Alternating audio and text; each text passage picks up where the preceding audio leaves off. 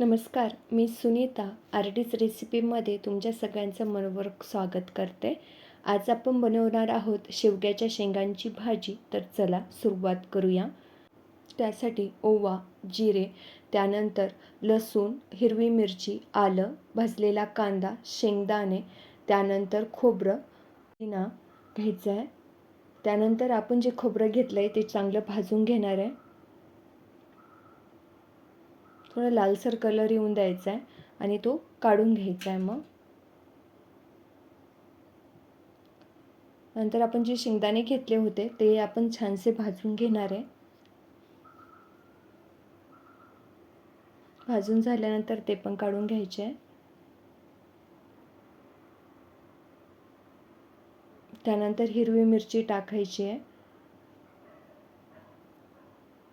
आणि थोडंसं तेल टाकायचं आहे आणि ते छानसं तडतडून द्यायचे आहे.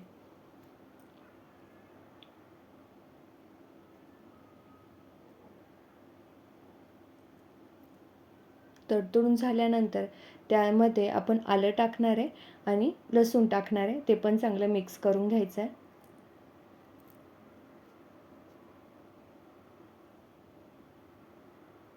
आणि जो आपला भाजलेला कांदा आहे तो पण त्यामध्ये मिक्स करून घ्यायचा आहे.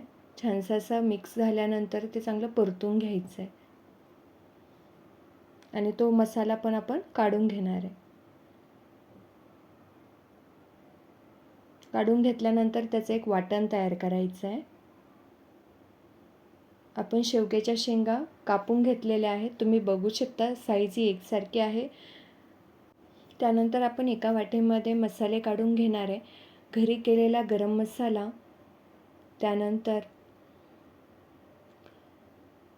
लाल तिखट, कोथिंबीर मसाला, धना पावडर, हळद पावडर आणि कांदा लसूण मसाला.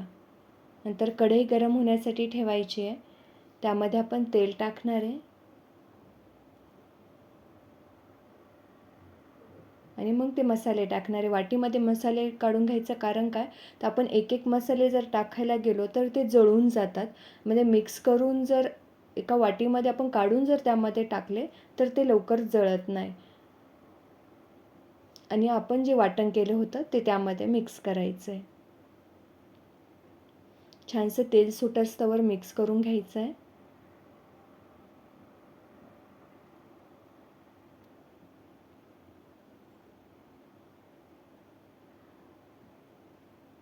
खाली लागून नाही द्यायचं आहे. त्यानंतर आपण शेवग्याच्या शेंगा त्यामध्ये टाकणार आहे.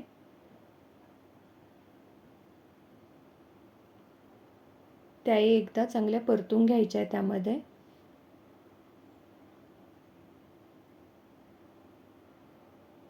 त्यानंतर आपण पाणी टाकणार आहे. मग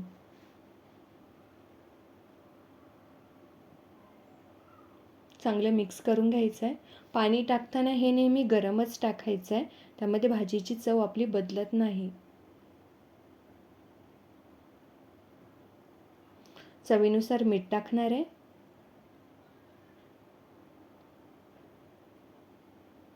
भाजीला चांगली उकळी येऊन द्यायची आहे.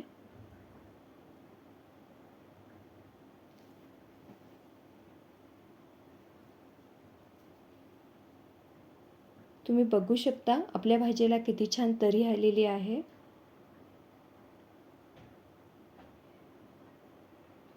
अशा छान छान रेसिपीजसाठी RD रेसिपीला सबस्क्राईब करा.